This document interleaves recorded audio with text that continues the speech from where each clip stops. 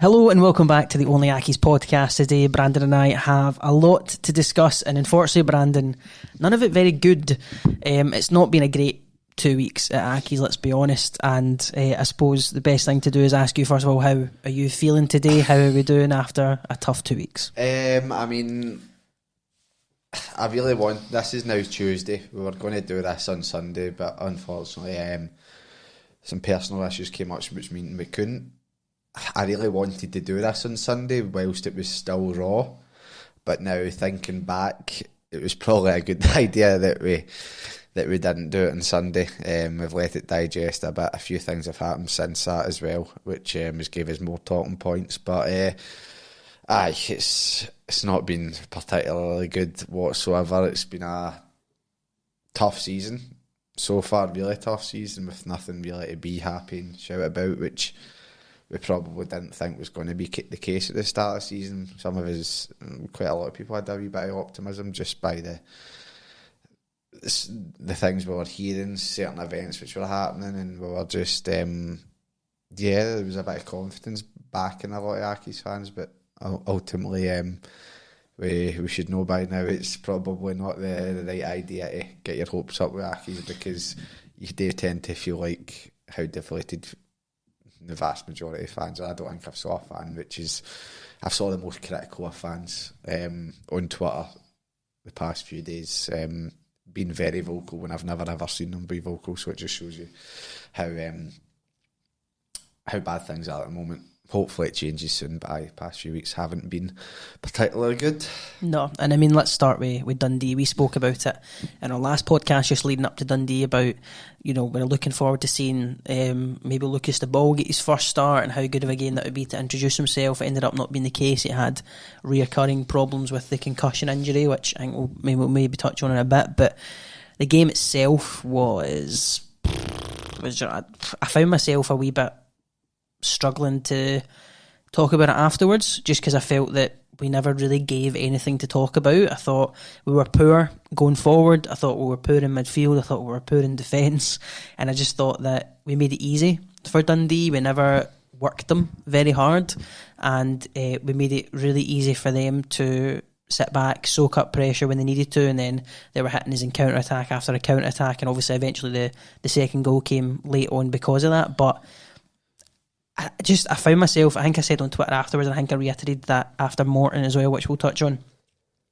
was we've always said we can take losing, we can take getting beat by a team, it happens, but what Accies fans won't accept is being outfought and feeling like the players aren't working hard enough to get the result. And ultimately I think that's what I felt after both Dundee and Morton. That's my biggest gripe, and I think that's why you probably saw a lot of fans who would shy away from ever commenting and shying away from ever criticising sort of anything which happens, both on and off the park. Usually with Accies, they're becoming a lot more vocal this season and the past few weeks I've noticed, because that's my biggest gripe. There's a comment about how it's such a hard league. Completely disagree.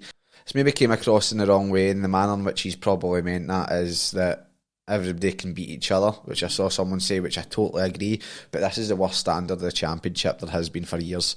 My biggest gripe of the results and performances of this season, and more in particular the past 2 weeks, is that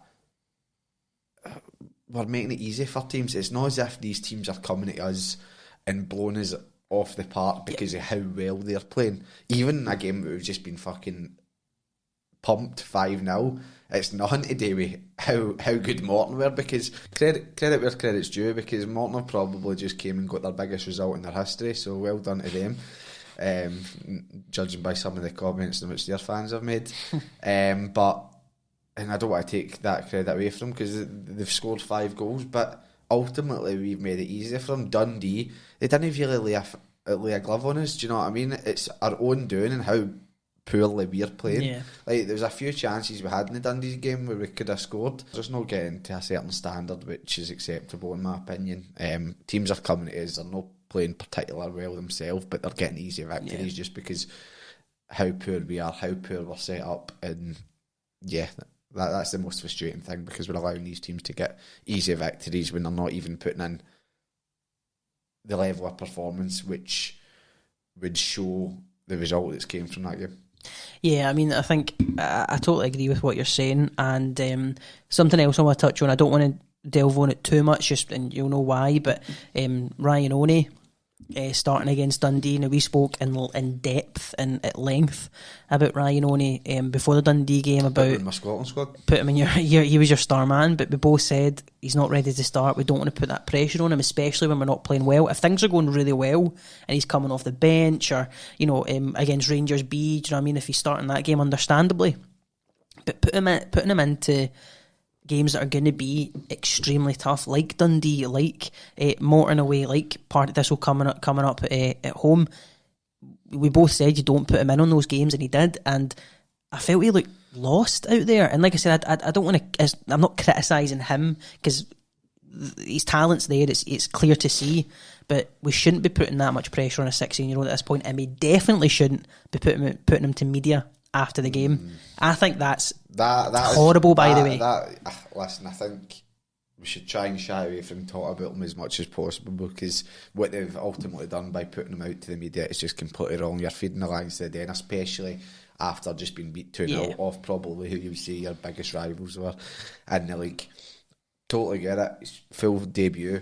Hat off to him. He deserves, to be fair, in comparison to other players, he's had a far bigger effect in the games in which half these full-time professionals, he's a full-time professional as well, but half these players that have been established first-team players, he's had much more effect, and he's having a bigger say in points of these games than them. But ultimately, you need to know how to nurture this boy. I totally get it. If you're good enough, if you've got the ability, then you're good enough to play. But there needs to be a manner in which you embed him in. And listen, they know better than us. They're the football club. They're the one that have got quite clearly a good under 18s and academy which can produce. I just feel when it comes to that first team element, it gets pushed a bit too much, and I'm worried that it might happen to him. But it's unfair to single him out, especially these past two games, because in my opinion, the games, yes, we've not took our chances, we've not had a cutting edge of the small amount of chances in which we've had, but ultimately, in my opinion, these games are getting lost in defence. We're playing 4 at the back, which effectively is, we're playing with 2 defenders, in my opinion. We're playing Shields and Doyle, who at the start of the season, both of them extremely effective in the positions they were getting in, and the performances we're putting in. But ultimately, I think that was because that they had the extra centre back in defence who could cover for them when they do bomb up and down the wing. They like to do that a lot, which is part of their game. They're not going to change that. Ultimately, that leaves us with 2 centre backs who, Brian Easton, he's not blessed with pace anymore. He's not blessed with pace anymore. Daniel O'Reilly, that's not one of his attributes as well as pace. So ultimately, we've got 2 fairly slow defenders at the back who, as we've seen in the past few games, 1 or 2 passes happen and then the striker's in behind them and it's a goal. So that's my opinion on that. But the situation we're now in, where we've already put Ryan Oney into these situations, he's played 2 first-team games. I don't think he's one of the more attacking players that deserves to be even dropped out of them all, in my opinion. I would agree with that. But yeah, it's just, there needs to be a bit more savviness, I think, when it comes to embedding a 16-year-old boy in. But on you. That being said, we need I think the attacking position as well is something which we clearly need to address sooner rather than later, because we don't look to be scoring goals anytime soon. Well, just to kind of back up the point you're just saying there, I just want to read a few stats just because we were talking about the defence. Now, before Morton, we had 12 goals scored against us. That's now obviously went up to 17.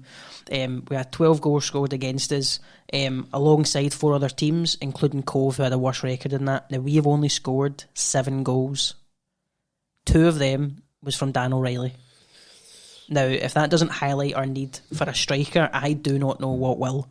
Do you know what I mean? 2 of the goals as well, I'm sure I was reading online that Only 2 were from open play or something like that? And that's since been corrected. Okay. So it's been a penalty, couple of came for corners, couple of came for a free kick. 1 goal has came from what you would classify as open play. And was that the Partick Thistle goal, or are we not counting that? I don't think you're counting. Right, okay. But no, listen, definitely, I think if we're looking at that and we've played 8 games and only scored 7 goals, no team in the world is gonna challenge in a division, never mind stay in it, scoring less than a goal a game, a lot less than a goal a game. That's not going to happen. And I think that, yes, the defence needs addressed, and I agree with what I think it was Naylor that said it, that I kind of mentioned in my tweet. I think we do need to go to 5 at the back, get back to, I think we spoke about this last year under Stuart Taylor as well, just get back to basics. The basics of an Accies team is hard to beat and in your face, and we've not been that. If we can get those basics done right, start getting a few clean sheets, whether they be draws or not, but start getting a few clean sheets, that will then build confidence in the defence, and then you can start building confidence in someone else, because we can't go into a game crossing our fingers that we just outscore every opposition. You know, if we concede 5, we'll score. If we concede 5, we'll score 6. It's not going to happen. I think we need to get back to the getting in their faces. I think that's what we were thinking. I think that's what we all thought was going to be the type of team in which Rankin had, and I think that's what he truly wanted to play. But as of recently, with the 4-2-2-2, if you want to call it that, we're too exposed. We're far too exposed, and we've then got Steve Lawson, who's been really poor recently. I've been really disappointed with him. And then you've got Scott Morton, who's another one that's in front of the 2 centre-backs, but it's in his nature that he wants to be everywhere. He wants to get that ball back. He's the one that you're seeing absolutely everywhere, and he's doing the running for players that ultimately aren't doing their job, which means he's getting dragged away from his position, ultimately meaning we've still got a big massive gap in front of the defenders, which his job is meant to do. But because of his nature and how he wants to play, and quite rightly so, because other people are only pulling their weight, he's getting taken away from his position. So, and we have to remember the reason Scott Martin really thrived in the team before was because he had Alex Gogic right next to him, who sat and did the dirty work, and that meant that it gave Scott Martin that freedom to go and press high, because ultimately he's the player that's going to win you the ball high up the park for you to then go counter-attack. But as you said, if he's not got that Gogic sitting deep, to then, if it doesn't go to plan, he's got somebody sitting behind him, he's then, say, not getting the ball high up the park and turning around and there's nobody there, and he's then having to chase back them with a man short. So, went to the Morton game, we sort of come off the back of the youth youngsters absolutely doing Rangers on the Friday, which was a really good game to watch, by the way. They were brilliant. I talked to us a wee bit about who did anybody stand out in particular to you? Forsyth.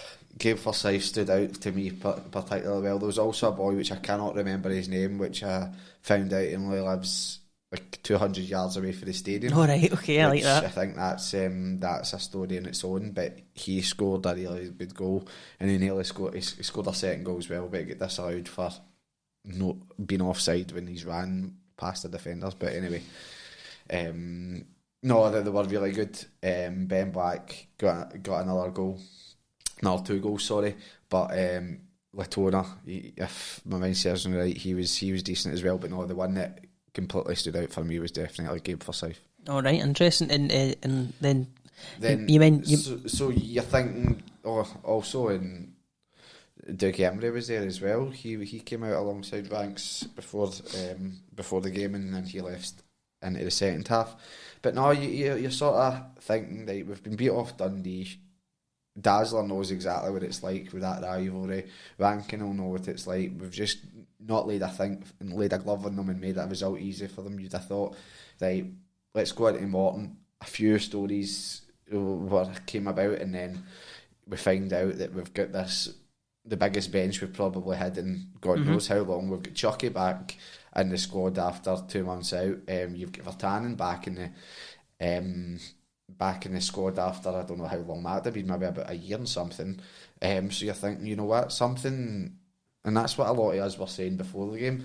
There's a weird feeling about this. I says we're either going to get absolutely pumped, or this is going to be a win where Accies get their away win that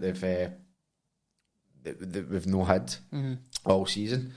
And unfortunately, it was there was obviously a feeling about it because we got an absolute fucking doing. Yeah, I mean, like I said, there's lots to talk about the Morton game, but I suppose the best place to start is the game itself. I thought we were fucking brutal, and I think that was summed up by half the fans leaving at half time. Just your own fans having to leave at half time is just a shambles and on. But like you said, we're 3-0 down after half time. Just sums up how poor the performance was. Again, didn't lay a finger on them. Just made it so easy for them. Like I touched on, 2 passes and behind us and have scored. Just everything about it was so poor. It's probably one of the worst performances I've witnessed in person of an Accies team. And like I touched on, Morton weren't particularly that good as well. No. And for the fact that we've managed to concede 5 goals to a Morton team who weren't that remotely good. Mm-hmm. They took their chances well, hats off to them, but they weren't out of this world good. What frustrated me about the game, sorry to interrupt you, but what frustrated me about the game was we weren't, as you said, we weren't beaten by a team playing better than us. We were beaten by a team that were far more organised, and that's what frustrated me. Was, don't get me wrong, I think Grant Gillespie controlled that game. I thought he was unbelievable, actually, but it was just simply a team that were really well organised. As soon as we went up the pitch, they were giving away free kicks. They were pressing high, so they won the ball high. They were double teaming, Lewis Smith, Zanata, whoever it was in the wing, not giving them any space. And they were just so much better organised. And it was that way where that was a team that you hate to play against but would love it if it was you. Like, in a weird roundabout way, that's how I want Accies to play right now. I want teams to leave that game and go, fucking hell, man. They absolutely rattled us. And they obviously know themselves, the level of ability they've got, or maybe Doug Gibney knows their ability they've got. He knows us like the back of his hand as well, so he knew exactly how to set up and how he had to organise his team. He knew that if you put pressure on us, we'll crumble. And we did. And I think he just know that there was no confidence in that team whatsoever. All the heads are down, and they just didn't give us a minute, and they weren't particularly that good again. But the thing that fucking stands out to me about how bad the result really is that team get beat fucking 5-1 the week before off the team we're about to play. It's mad, but again it just sums up that this league, MD can beat MD, but the standard's rotten. No, do you know what I mean? So the game itself was just really poor. What did you make of these substitutions? Because after I think 30 minutes we were 3-0 down, I think by the 23rd, and we made 2 really, really early substitutions, Lewis Smith and Teehee coming off. What did you make of those substitutions? I mean, the thing that frustrated me with that sub was that if you're bringing them on after 23 minutes, why can he not start the game? That's how I see it. Ryan. Aye. So I get it, obviously he didn't think it was working, but if this player's been out injured for 8 weeks, and you're bringing him on after 23 minutes, then either you're making a massive risk when you're already 3-0 down of potentially injuring one of your players who you've really missed the most, or he's got the fitness capabilities to be starting from the start. What one it is of that, I don't know, but to be 3-0 down, I get it. He's maybe thinking we can still get back in this game somehow if I completely change it up. But it was a big risk that ultimately didn't work. In my opinion, Andy Ryan probably wasn't. You right? Andy Ryan probably wasn't fit enough to start the game. That's my opinion of it. And as you said, it was just a case of he's a leader. He's one of the only leaders we've got. Let's bring him on and just almost shoot up. You know Andy Ryan's going to give you 100%. You know he's going to chase the ball down like nothing else, and you're kind of hoping he can maybe lift the energy of the game. But I think he'll have picked up, I could be wrong, but I think he'll have picked up another wee niggle just from playing more than 30 minutes. Do you know what I mean? It's a shambles if it has. And then the Smith one, having looked back on one of their goals in particular, it was a really poor show for Smith, and I don't know if it's that's maybe triggered him taking him off, because he he jogs back. The boy intercepts the ball off, pulls out the tackle, and then he's literally half-arsed jogging back. So I don't know if that's been a reason why he's thingied him off. But the subs were mind-boggling for me, especially the bringing the young boy on, unless I can't remember who he came on for. A very, very young boy who's coming on for one of his first team appearances. And then it was him that makes a mistake. That has that effect, and we're just what's that going to his confidence? Yep. I totally get it. See, if we're playing well and we've got a few victories behind our back, embedding these players in and keeping their confidence up, but we're just going to shatter them before they've even had a taste for it, because if the only taste they're having of it is absolutely shite, and you've got all the fans who, the vast majority, have been trying to get behind. But let's be honest, it's very hard to get behind that when it's a constant shite. Yeah, I think to be fair to the Accies fans, and I'm not saying you didn't say this, but I think to be fair to the Accies fans, the young guys like Ryan Oney and all that, we are getting behind. I think this is the thing. I think the young players are getting, the fans understand that now, I think, and you're not going to see fans that are going to criticise these young boys, but you're asking fans to get behind you, and the majority of fans, the vast majority are, and they have been for a long period this season, even though the results haven't came this way, and we know how critical Accies fans can turn and how quickly they can. But why should fans be given their effort to get behind the players when the players aren't even giving effort for the fans? Yep. That's how I see it.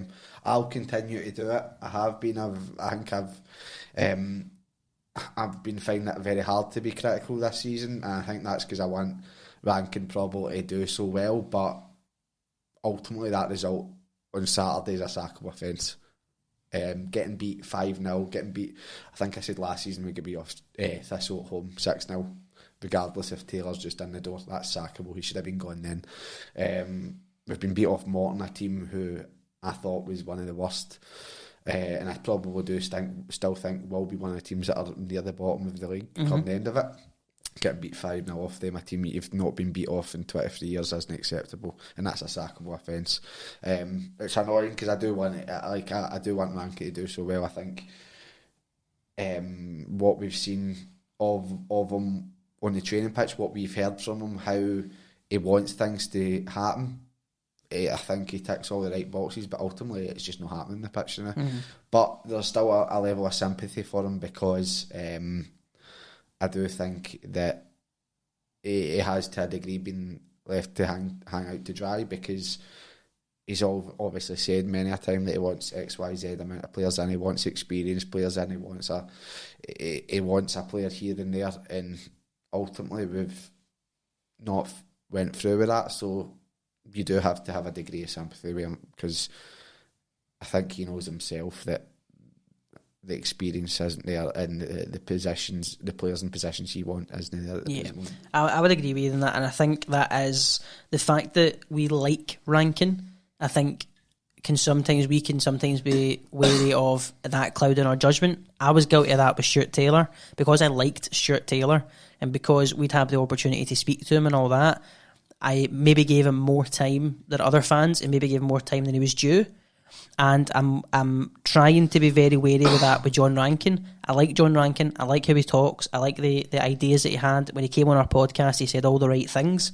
But as you said, if that's not then translating onto the park, there's nothing you can do. Do you know what I mean? He may be the nicest guy in the world, and maybe have the greatest ideas in the world, but if they're then not translating, then is that his fault, or is that the players? But then when you speak to the players, they love him. They seem to love him. Yep. So why are they not putting this in the park? So something's just obviously.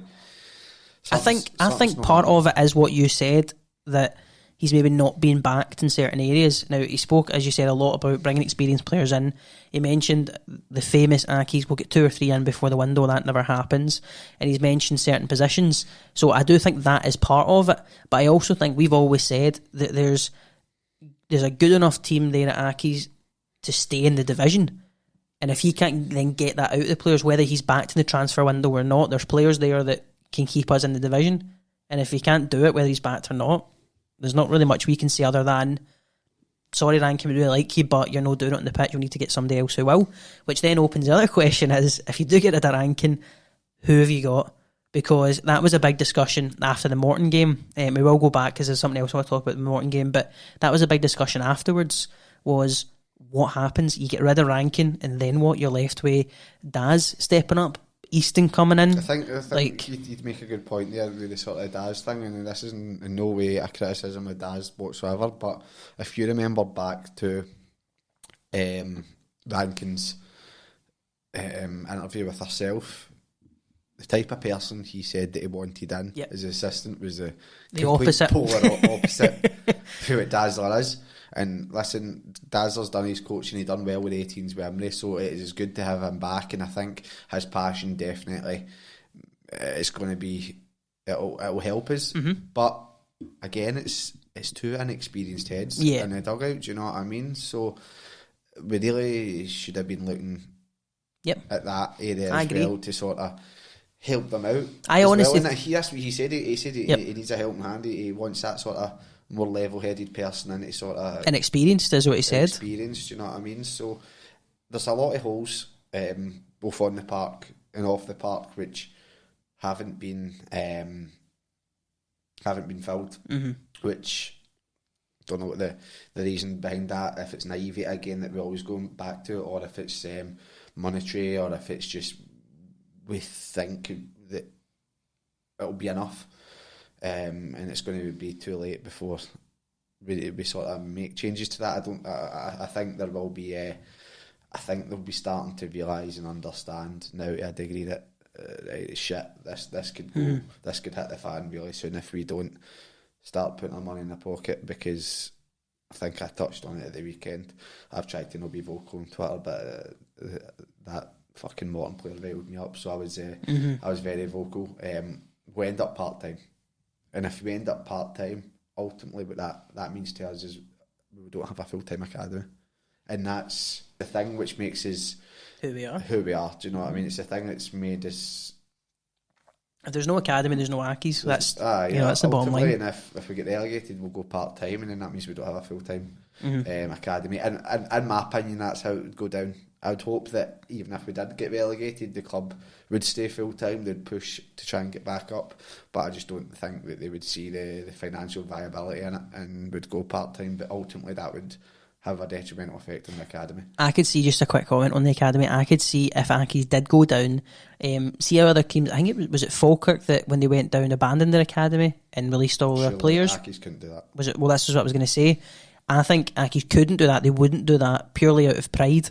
And as you said, it's the identity of Accies. If they get rid of that, you lose a massive part of who we are. And I think we would keep it on like as it is currently as best as we could. But I think that would then ultimately draw attention and money and whatever it may be away from the first team, even more than it maybe already is. No, and again, I saw a lot of comments on social media, and listen, I think I'd say stupid for us to talk about relegation at the present moment, but where we are now, we're 4 points away from a draft, you know what I mean? It's only October, but still it is a talking point amongst a lot of fans. And one comment I saw was, if we do go down to League One, like we've already had a big enough hit commercially and all this side of things, sponsorship and whatnot, it'll have an even bigger effect. Like going for the top tier of the Championship, obviously a huge gap in finances, say what we were getting beforehand, but if we go for the Championship to League One again in the space of 3 years, and think about the massive amount of financial difference that was going to be. So hopefully they get things in shape and we start picking up results sooner rather than later, and we start realising that, listen, this isn't any time to be having a joke now. It's like we need to get our act together and start getting results, because ultimately the league isn't that, the standard of the league's rotten. MD can beat MD, but we shouldn't be where we are, simple as that. Well, before we move on to only the fans, one more thing I want to talk about. That was only the fans, by the way. Before we move on to that, one more thing I want to talk about the Morton game. That was after the game. Was the players that came over, or should I say the lack of players that came over? I think before we touch on that, if we can go back to the actual game, like I touched on, we obviously mentioned about managers and who would take over, and I saw a lot of comments saying, well, if they actually care about Accies, and if they do get rid of Dazzler, if they do get rid of Rankin, then the only sensible thing would be was to get your money in your pocket and pay Morton to get Emery. Yeah, and I think in the game, the thing that really stood out for me was when that wee cunt, I'm going to call him a cunt, you know what I mean? I don't care. Wait till he signs with Accies in a few years. This gets clipped. We're already dead and buried, you know what I mean? Yep. I think this was I don't know if it was the fourth or the fifth goal at the time. I think it was the fourth. I think it was the fourth. We're dead and buried, you know what I mean? It's clear as day that we're not coming back. And it's not even him that scores. He comes over and he's right up to the fans' faces, the very few fans that were still there, gives the shush and all that, which is all very well and good. Have a laugh and joke. But what he was doing was extremely cynical. He was like trying to entice fans as much completely. as he could possibly. And when I noticed that, I was getting really annoyed, but I was staying where I was. But I watched Emery, and Emery was fucking fuming. Took him off straight away. But even before that, when the celebrations were going on, he was coming up the touchline, and he was fucking shouting on him, telling him to stop it. Wasn't he listening to him? Then ultimately, straight away, he gets hooked off the park. And are we talking to at the side of the pitch as well? Now we talking to, which... just fucking ridiculous behaviour, and it was embarrassing. I know we're on the end of it, so it's obviously going to piss us off even more, but he was just going far too far, I thought. A bit like that Lemmy thing, like they did stop it. Aye. He was absolute wee fud of a kid. Honestly, really riled me up, and that's probably the thing that's pissed me off most all season, so fuck you, JC Kabir. But anyway, no, well done to Emery for doing what he done. Obviously realising that it was out of order. But then, going on to your point. Well, just while we were on Emery, actually, I mentioned, I don't know if I've said it in a podcast, or I think I may have said it last week. I got the impression when we spoke to Ronnie that if he wasn't happy with something, if he didn't think that something was good enough, he would not hesitate to make big changes. We know already, they mentioned it when we interviewed him, that he's made changes behind the scenes already when he came back in. And I think that if he's not happy with Rankin, if he doesn't think he's the right man to job, he wouldn't hesitate in getting rid of him. He wouldn't, we'll give him till Christmas, we'll give him. If he thinks something shit, he'll go, I can't just sit back and just accept this. And I think that if he got rid of Rankin, I completely agree. I think Emery would be the first target, and should be the first target, because we've mentioned before how much he wanted, or how much he likes Daz. He loves Daz. How much we all wanted Emery and Daz as a management pairing before we got Stuart Taylor. And I think he would, whether it be to just appease the fans or not, I think if we get a Rankin, Emery would be the first target that they would look at. And I totally agree. And it would, it's the only one that really stands out to me making sense.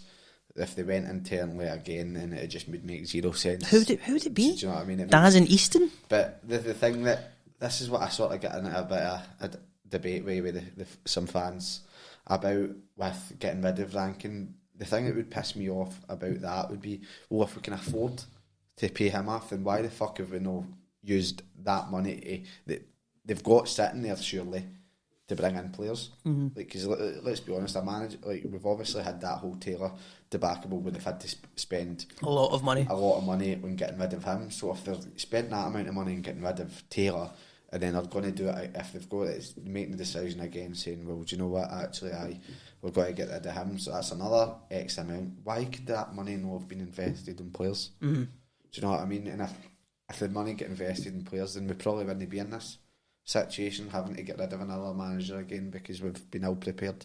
Do you think that, because this was another thing that I saw on online, that getting rid of another manager so quickly, say it happens after, say we lose to Partick Thistle, then we get the announcement on Monday, for example, do you think that is the right thing to do, to keep changing manager, or do you think I think to keep changing managers probably isn't the correct thing to do, because you do need a bit of, you clearly need consistency, as much as it pains me to say this, because his style of football was horrendous. Like, we kept with a same manager and we managed to stay up with the skin in our teeth, whether we like it or not. And it does pain me to say this, because I really did not like him as a manager, and I thought we could have easily been higher up if we put a bit more into it. Do I agree with constantly getting rid of managers? No, but ultimately, I can't remember a worse start to a season than this season.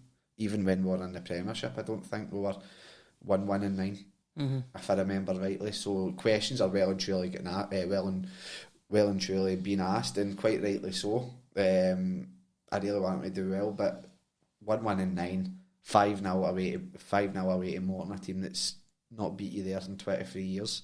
It's just, it's not good enough in the park, and something really needs to change. And regardless of Thistle being the team that we both think are going to be the team that wins the league, ultimately, he really needs to get something out of this game, or whether we'll see him or not, I don't know. Another thing to talk about just after the Morton game was John Rankin there was a statement that went out on the club website just after it, and I will just read it for anybody who hasn't seen it. It reads, "First of all, I would like to apologise to all Accies fans present and their support in general for what appeared like a lack of effort and lack of application. Lack of effort and lack of application in a defeat to Morton on Saturday. I am obviously hugely disappointed, and it was a real reminder to everyone how difficult this league is. Without hard work and earning the right to play, it makes it extremely difficult to take anything from the game. We have to improve, but actions speak louder than words. At 5 p.m. on a Saturday, we seem to have a lot to say amongst ourselves, but what really matters is doing our talking at 3 o'clock. As players and staff, we're all working extremely hard to make results better, and we are determined to do so. The only thing we ask of one another is not to be outworked by our opponents, and that determination should be there for all to see." And a little bit at the end about Partick Thistle. Now, we agree with everything he's saying there, right? But as you said, it wasn't a seemingly lack of effort. It was a lack of effort. That was pretty clear to see.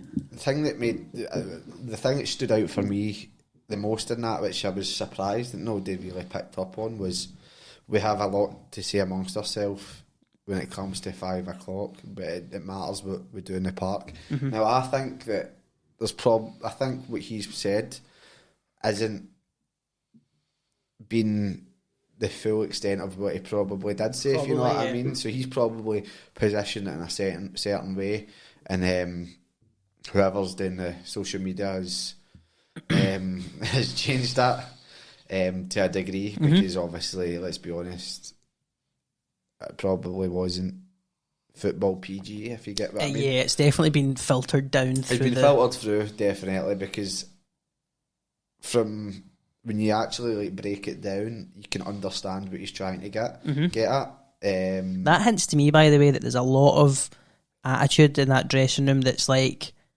I'm a Premiership, I played in the Premiership, or I'm better than There was another interview, and I can't remember when it was, if it was last week or what, where they talked about people thinking that they're Premiership footballers. I think it was Brian Easton and his press afterwards. Brian Easton, apologies. So there does seem to be a lot of, I wouldn't say that there's any egos in that Accies team. I would like to think not. I think we've got rid of the sort of the people that had that mentality, but it seems to me that we might have a bit of a chip on each other's shoulders where we're thinking that we're hard done by, when in actual fact it is their own fault. Do you know what I mean? It's nobody bar themselves. The way in which we're setting up isn't helping, but ultimately, regardless, we shouldn't be getting beat 5-0. Yeah, I get what you're saying, and I think it kind of reiterates kind of what I mentioned earlier on, is from the way that's sounding, it's as if Brian Easton or John Rankin or blah blah blah are saying we think we're better than we are, and ultimately, I think it was MD actually who tweeted something like this.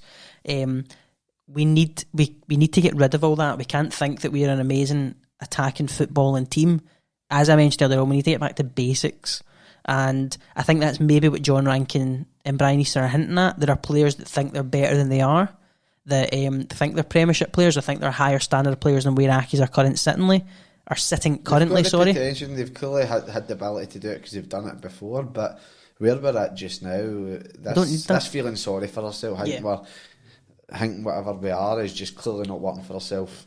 I'm not seeing it as going back to the basics, because I don't agree with that sort of figure of speech. I get what some fans mean by that, but I just think we need to be in teams' faces. We need to play with a bit more in actual, a bit more of an identity, because like I keep fucking saying, we might not be particularly brilliant at the present moment, and we've not been brilliant for a X amount of period of time, but this league is rotten. It is so bad, and the fact that we find ourselves where we do and how far we are down isn't because I'm thinking that we are better than what we are. It's because the rest of the league and some of the results which you're seeing, teams beating each other, and the standard of football we're playing that's getting played. It's just so poor that it frustrates the living daylights out of me, because we shouldn't be where we are, because we're better than that. We're better than that, and we're better than where we are. Well, on the back of that statement then came the Accies reserve game against Ayr, and it seemed as if he was maybe trying to reiterate that statement a wee bit, because 15 of the 20 that were involved in the matchday squad against Morton either started or were on the bench. I'll read the starting lineup out. So it was Jamie Smith, Dan O'Reilly, Zanata, Vertanen, Teehee, Mimnott and Gandu, Brown, Owens, McGowan and McGinn all started the game. In your bench you had Fulton, Doyle, Shields, Lewis Smith, Lawson, Latona and Ben Black. Now, what do you make of that? Because it seemed to kind of cause a little bit of... It caused a wee bit of stir on social media that I noticed, but ultimately I think there's a mixture of things. The under 18s playing Friday, so you're not one to completely burn out. Those young boys, which they're young boys, so they probably could handle that. However, if we had a bigger squad, then I think what he's done... if we had a bigger squad, then I think what he's done is 100% spot on. I think every single person which I read on social media was saying that the players should be ashamed of themselves. The players all deserve dropped, is pretty much what every single comment which I've seen. And he mentioned... Ultimately, that's what he's done. He's not necessarily dropping them, but he's put them in to a reserve team squad to play against a team that's in your own league's reserve team. So you can forgive me if I'm wrong, but I can guarantee you that Ayr would have had probably 5 maximum players that you've probably seen in the first team this season in their team. And they were playing at a wee junior pitch as well, so it's like the standard and the level of effort which you've gave at the weekend, this is what you're going to go and do. And I think it would have been a bit of a cultural and a bit of a shock to some players to sort of, not their egos, but to think, you know what, fuck, look, it's happened. This could be, if I don't get my arse together and if I don't fucking get my arse in gear and start putting in the performances, this is what I'm going to be doing on a regular basis, regardless if it's for Hamilton Accies or not. So I understand why he done it. A lot of fans were in the same boat, and I think if we had a much bigger squad, then it wouldn't have been perceived in the manner in which it was. But we saw with the result that clearly getting dropped down to the reserve team to sort of give them this chance to go and redeem themselves clearly didn't fucking work, did it? Because ultimately, again, whether they're playing with the first team or not, we're conceding 93rd fucking minute goals, which clearly is a mentality thing. Right, well, let's move on to Only the Fans, where we take your questions from social media. So thank you for sending them in, and me and Brandon discuss them. Now, there's been a few questions that weren't so much questions, more points that we can maybe break down and discuss. But David Barrett has asked the first question, and it's one that we talk about quite a lot. Why have we not went for a forward player, as we've needed one for years and everyone knows it? Now, just to pair that question with another one about Ayr striker Akinyemi. So he's obviously the top goal scorer in the league at the moment. He scored 3 goals in 53 minutes yesterday. Teehee, Winter and Ryan have scored a total of 3 goals in 9 league games. Now, we've talked about quite a lot, so we'll try and not go into this in too much detail, because you listen to any other podcast I've done and hear us talk about it. But a forward player, a striker, is so needed at Accies and has been for a long, long time. Yeah, it's just, I think for the past, that wasn't a fart, that was a cheer, by the way. No, but for as long as we've done this podcast, that topic has been talked about in every single every single thing, whether it's the start, the middle or the end of a season. That is always featured in at least one part of the whatever we've talked about. So we can all see it.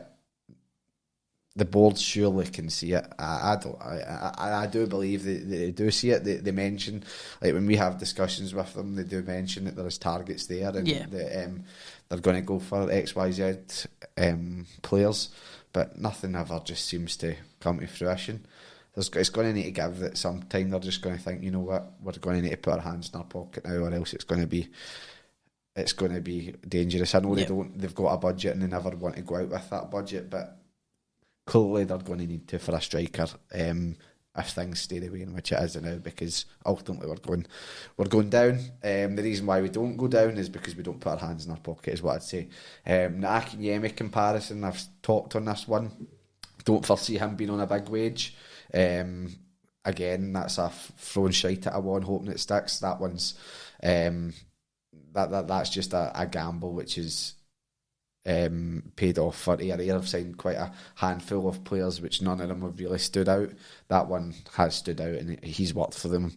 A couple of goals, get him a bit of confidence, and he's thriving under it. It's just a lower league English striker, which is ultimately worked out for Ayr. So, next up, Stodmeister has said there appears to be no difference in results from John Ranking's tactics and Stuart Taylor's process. Could it be that the players are simply not good enough? I think part of that yes, and part of that no. I think there's obviously improvements that can be made in the team. We've mentioned a few of them already. So I think that is part of it. But also, as you said, it seems to be a case of Stuart Taylor had an ideology of how he wanted to play, and it was one of those ones where no matter what, he was going to play it. Results, good, bad, different, who was available, doesn't matter. This is how we're playing the game.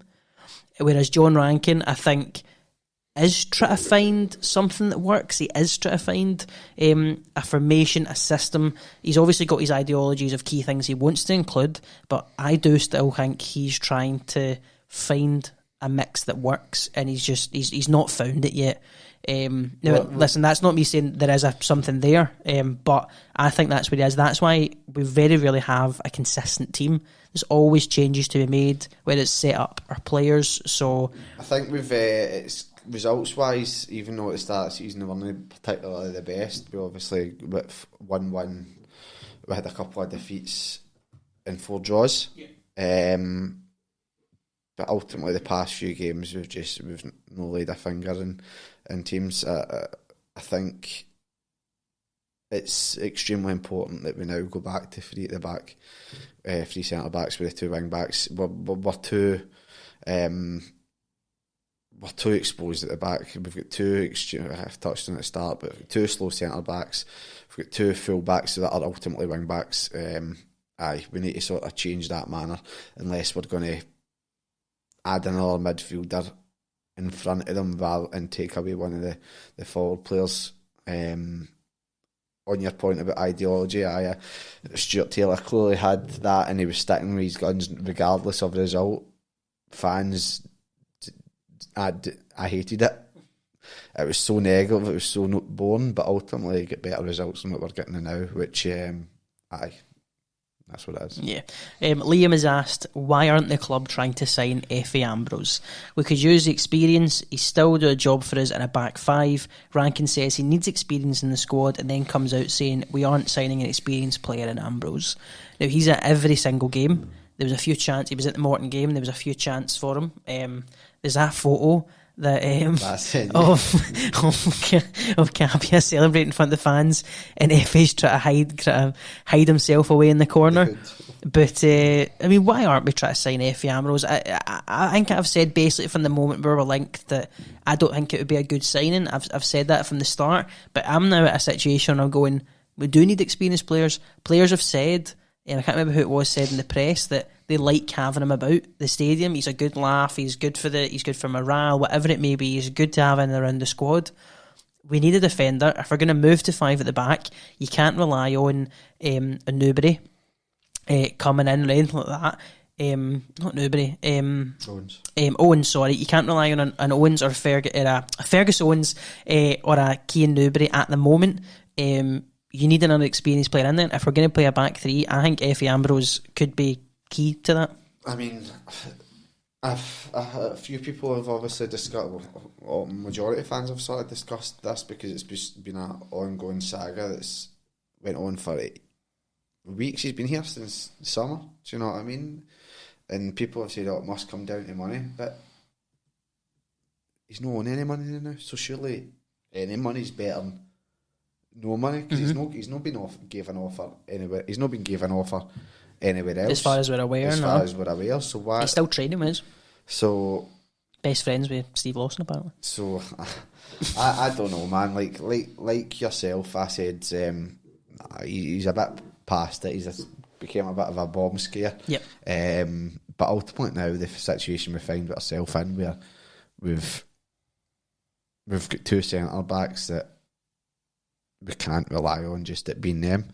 We've got Jamie Hamilton, who God knows when he's coming back, which is unfortunate. Would have much rather he was here and he could fit into that, and it'd be a much better situation. So I don't know if they're just reluctant to put their hands in their pockets for an experienced head and another person, because they're thinking that they'll just ride it out until they get another player that they've ultimately paying a wage for that can fit into that position. But again, we've got rid of a player and no replaced him again, which seems to be a reoccurring.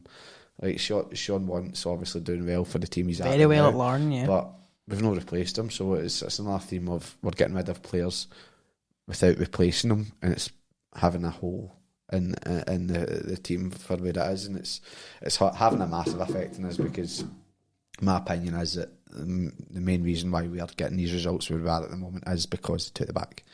I call it two at the back because it theoretically is. Yeah. What's your thoughts on this? I'm just going to call you Dan, by the way.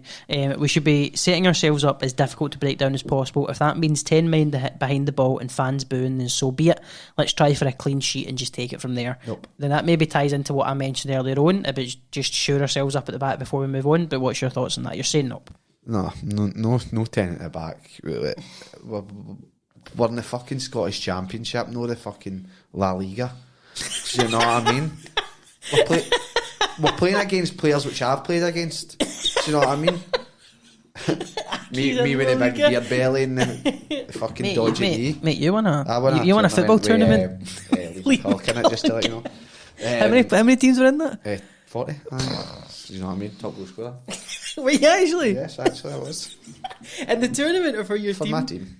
I don't know about if there was another top goal scorer, but 9 goals was... that's... You know what I mean? How many games? 4 in the group, quarter final, semi final, 7, so 9 and 7, man. Mate, do you know what I mean? Erling Haaland. Do you know what I mean? That's. But anyway, no, like back to that point. Yes, we've got beat the past 2 games. One game that was just an absolute shit show. We've been really poor the past few games. I don't know what the run of results have been and how many we've lost in a row now. But as I said, we're not playing teams that are far superior than us. There's no need for us to have 10 behind the ball. Do you know what I mean? We just need to... We need to have a better system. We need to have players in the right position. That's negative. Back to the basics, behind the ball, all that stuff. I don't agree with that, and I don't think we're playing against the standard of teams that needs to be the case. I just think we need to be playing with. We need our players to be playing better. We need our players to be putting in 100%, and then we'll see the changes in results, which at the moment we're not getting because we're playing with the wrong setup, and the players are putting in not a lot of effort, and they're playing well below par. So that's my answer to that. Yep. Stuart has asked, why is the Lucas Aiden coffee in training not producing better results? Now, this was quite a weird news article that came out now. Just quickly, my opinion on it before, I don't know what you're about to say, but that to me is just, it's a stupid throwaway line he said. He's maybe made a wee joke in the press conference about it.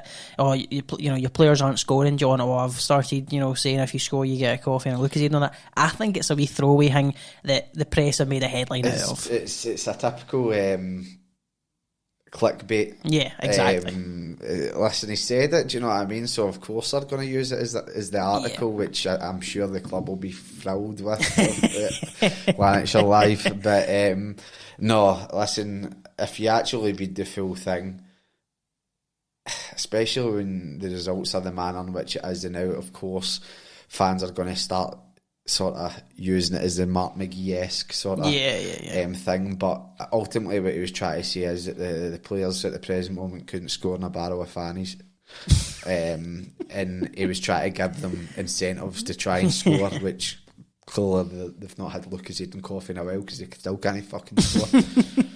That was only the fans. Thank you for sending in your questions on social media. Before we do a podcast now, we're going to tweet out, put it on Facebook and that, if you have any questions, to send them in. So look out for that on our socials and you could be included in the next episode. But we are going to finish this episode up now. We're going to wrap it up because last time we were here, we did a little quiz. I quizzed you about the summer signings of one of our windows. So now what we're going to do this time is we've got a question each for each other. Yep. And we're going to see if we can get it. So I'll go first. Right, okay. So come back, just come in. So what yeah, I'm going to, obviously we're lacking in goals at the present moment. Yep. So I want you to tell me who the last player to score more than 10 league goals for Hamilton Accies was, but he played the full season. Tony Andre. Played the full season. Alright, okay. So Tony Andre did score. Is this in any league or just any league, Premiership or Championship? So the last player who played the full way through the season for Hamilton Accies and scored more than 10 league goals. So Tony Andre did score more than 10 league goals, but he left in January, so that rules him out. Right, okay. I could have sworn he finished our top goal scorer one season with like He 14 did. goes, but was that the season he left? That was the season he left. Wow. So that's what I'm trying to get at. Wow, right, okay. Do you know what came to my head there? And it's wrong now, I'm just going to say it anyway. I thought you were setting me up to be David Moyle. I fucking right. What did he get? So is it 7? 9? No, 8 I think it was, because Andy Ryan was close behind him. I'm going to say, this is my answer, if I'm wrong, I'm wrong. I'm going to say Rakesh Bingham. No, good shout. But you need to tread more of the lines of, doesn't need to be, because this is proving my point even more. Who was the fucking last striker to score 10 league goals? You need to go far back as Stevie May. Oh wow, yeah, So, you would. So Right, so I've guessed Rakesh Bingham. That's wrong. very, very underrated by the Hamilton Accies fans. Underappreciated. I'm trying to think of someone who's not a striker. Oh, it would have been Mr. Ali Crawford, wouldn't it? Fuck's sake. The season in which Wow. Tony Andrew scored 14, Ali Crawford had 11. Wow. That is mental. Aye. Wow. All right. Okay. All right. I don't think I can say that I got that right because I got a wee bit of help along the way. But my guess was Rakesh Bingham. My question for you, Brandon, is last week it was the anniversary of Accies beating Celtic at Celtic Park. Ooh. You know where this question's going. Right. They won 1-0. Very famous. Can you tell me how many of the starting 11 can you name? Okay, so Michael McGovern. Yep. See, can I just preface this by saying when we were preparing questions, I said I reckon he will rattle this off, no worries. So let's see. So Michael McGovern. Stephen Hendry. Yep. Devlin. Jesus Garcia Tenor. Who's right back? Ooh. Ali Crawford. Yep. Michael Antoine Courier. Yep. Tony Andrew. Yep. I thought you were going to say no there. Gills. Yep. So you've got McGovern, Hendry, Tenor, Devlin, Andrew, Gillespie, Crawford, Curie. Would we go to up top there? Surely not. Surely he's no one.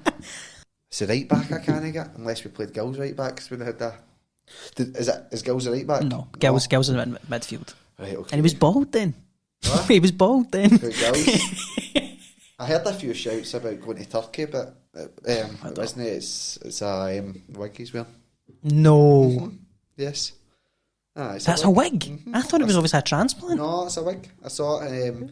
Barbers in Hamilton put it on. I put the toupee on. Really? Aye, that's mental. Former Aberdeen striker Lee Miller was the hairdresser. It looks great. It does look great. Fair play to him. Right, I'm sorry. going to need to do that soon. Right. Okay, we're so you're needing, what you're needing is your right back and your two wingers. That's what you're after. Oh, you've given me one. I gave you that. Yep. No. Came on as a sub, but no. Did you give me? Yep. You just followed us on Instagram, by the way. So thank you for following. Thank you. So I've got my right wing and my right back. No. Duggan was on the right, so you're needing somebody on the left, and then your right back, and that's you done. Did we play Super Dan on the wing? You tell me. Did we? You tell me. Super Dan. Yep. Big Danny Redmond. What a boy. So just your right back and after. Oh my God. This is really going to piss me off. You didn't hints or the clues, let me know. Give me a very poor clue. He has captained us as recently as... Oh, fuck. Give me a poor clue. Fucking Ziggy Gordon, man. Ziggy Gordon, there you go. Alright, well, thank you for listening to this week's Only Accies podcast. We really appreciate it. As always, our socials are in the comments below if you want to get involved. And if you have any sort of teasers, similar Completely. to myself and Ben asked, both for the Accies or whatever it's called. Only the fans. Only the fans. Sorry. Only the Only the Accies isn't a bad name either, to be fair, but so only if the you've got any fans. questions for Only the Accies, please ask. But if you've also got any sort of teasers like me and Ben has just asked each other as well, please hit out with Fire them in. because And we hope to one day have a quizmaster. a quizmaster in. Yes. Who we won't name but has been mentioned previously. And I think you described him as a mini Scott Struthers. He's a mini Scott Struthers, but I would probably say Scott Struthers if Scott Struthers was the main actor in Castaway. Alright, I don't know if that gives it away, but again, thank you for watching and we'll see you again soon. That's terrible for you.